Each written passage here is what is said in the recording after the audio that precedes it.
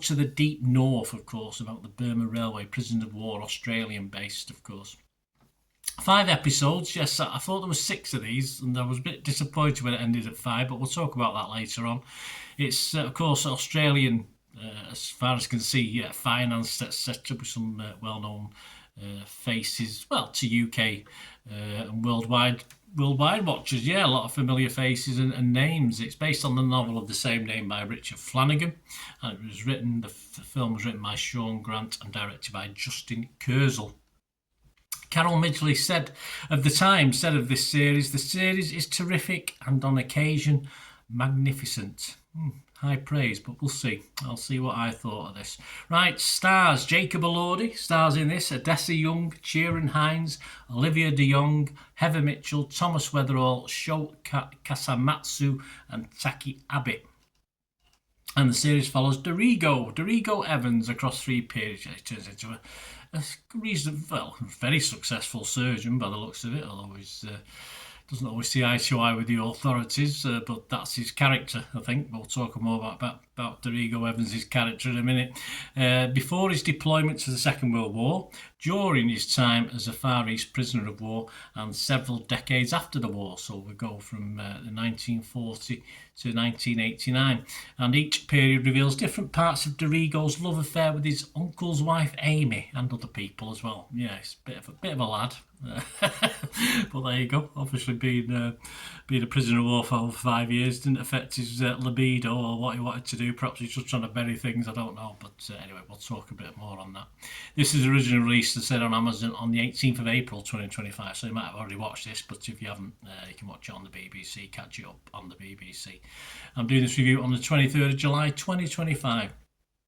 Right, strong, powerful stuff, as you'd expect with the theme to this. There's been a lot of excellent, brilliant, certainly even UK-based and UK-backed stuff on prisoners of war, Japanese, etc. And this is strong and powerful, as you'd expect with the background. But we've got a love story as well, that sort of a bit grittier, perhaps, a bit more... what's the word? Not as glamorous, say, as Pearl Harbor. It's a love story, but it's there. It's very similar style, if you like, a little love story running through it. And it does make Pearl Harbor look a little bit tame at times, with great chemistry between a young man who wants it all, basically, a young man who does, and the women who fall for him, and a young man who then goes on to witness more than anyone can imagine the horrors of war, and though haunted by his past, sort of wants it all again when he returns from hell on earth. But I suppose who can blame him? Doesn't mean I have to like him. It doesn't mean I have to like the character, but who can blame him? This is told, as I said, between 1989 and then flashbacks between 1940 and 46. And the time shifts could have made this a right old codswallop, right old mess, but for the most part it works. It works for my old brain as well, and you can certainly tell the difference. You can see the join between the old ones and the new ones. All right, there might be a little bit of between 1940 and 46. You might have to concentrate a little bit more, but it all works perfectly. It's all well done. If it was done from A to Z, it probably wouldn't have had the same effect. As I said, as a story, I didn't like the older character played by Ciarán Hinds, superbly, can I say. Of course, his war journey didn't make him any more likeable than the younger version, or the pre-prisoner of war version of him. Yet the two actors, he and young Jacob Elordi, were a cracking fit. I mean, they hit it off. All right, they're not going to say they look identical. One doesn't look like the other one 50 years later, but I mean, it's just a really good fit. I think they've both did superb jobs in this film, and you can't believe it was the same person, even if it isn't. But full credit to the two actors. But by the end of it, it was really the two main women or girls in his life, again superbly played, and the characters by Odessa Young and Heather Mitchell, that really kept me wanting to watch this. I was really invested in. Perhaps, these two were lucky or unlucky enough, depending which way you look at it, to fall for our lead character. When I watched, I wasn't aware that it was 5 episodes. I thought it was 6, and this shouldn't have a bearing. But I did feel as though the last episode, because when I was watching episode 5, I thought there was another one to come. But I felt it was a little bit rushed.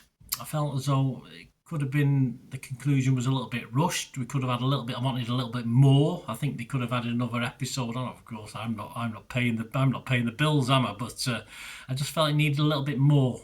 than what we get. And I think they rushed that last episode. And I still have a question or two. I wasn't sure. I'm not going to go onto an internet and say explain endings to me, but I've sort of made my own decisions on certain things. But it does leave a little questions unasked deliberately, but it also leaves unanswered questions that perhaps he should have answered. So, yeah, but it's still well put together. It's still well worth the effort, even though it didn't totally. I must admit, I am one for. Unless there's a sequel, unless there's a follow-up, I like things to be sorted, and this was sorted. But as I say, it was a great ending, poignant ending, very good ending. But I still had questions to ask on certain things. But I don't like having to make my own mind up. Sometimes I like I's to be dotted and T's to be crossed. Sometimes in a story, but I don't mind. It doesn't say it's only a very minor quibble. That's a personal thing for me. I'm talking of personal, of course. I'm always interested in anything like this. My dad fought in Burma against the Japanese. He was never a prisoner of war. He was actually invalided out with shrapnel wounds. Was actually taken back to if you like, or protected back by the Gurkhas through the jungles to safety and back to hospital and back to the UK. And you look at obviously the PTSD side, the after effects, if you like, and he did not work again. He suffered mental health problems, which I have to guess came after the war. He did take his own life eventually when I was only just into double figures. I was only a 10-year-old boy, so I never got a chance to chat to my dad. But so these things interest me, the war and the after effects, etc., etc. So that's why this has a special like this as well. Of course, there's no British thing in this; it's all Australian. But of course, I think I looked at how many prisoners of war there were, and I think there's about 125,000 or something. Allied POWs, obviously mainly British to the Japanese, but that's why I have an interest in stuff like this. And it was an interesting watch, even though it was Australian based, because of this history and because I like history, and of whether it's football or world history, I like history. So I was really interested in this. I'm sorry I missed it back in April on Amazon, but I'm glad I caught up with it now. It only took me I watched 4 episodes in the night, and then I woke up the following morning. I couldn't get back to sleep about 2 o'clock in the morning, watched the last one, which I thought was another couple, so I was a bit disappointed really, but there you go. But I'm glad I've caught up with it now. Score-wise, Rotten Tomatoes reported 100% approval rating with this. I can fully understand why. On the basis of other Japanese POW things, it's not up there with my best. I'll give you that. I'll tell you that now. Tenko's probably the best that I know of. That I love, and I've watched 2 or 3 times all the way through. And obviously other films, Bridge on the River Kwai, stuff like that. But so it's not the best, but it's very good, and it gets 8.3 out of 10 on Rotten Tomatoes, 31 fresh with no rotten, so that would now read 32 because I thought it was fresh. The consensus of the website: a difficult watch made riveting by director Justin Kurzel and star Jacob Elordi's sterling work. Well, give the girls more credit, I think, than Jacob. Although he is excellent, of course he is. The Narrow Road to the Deep North chronicles the inhumanity of war with fierce intelligence. Metacritic, 83 out of 100. Only 9 critics though, so all positive. There's no mix, no negative, which I wouldn't expect on this. There might be the odd critique. Interested to see what Japanese think, to be honest with you.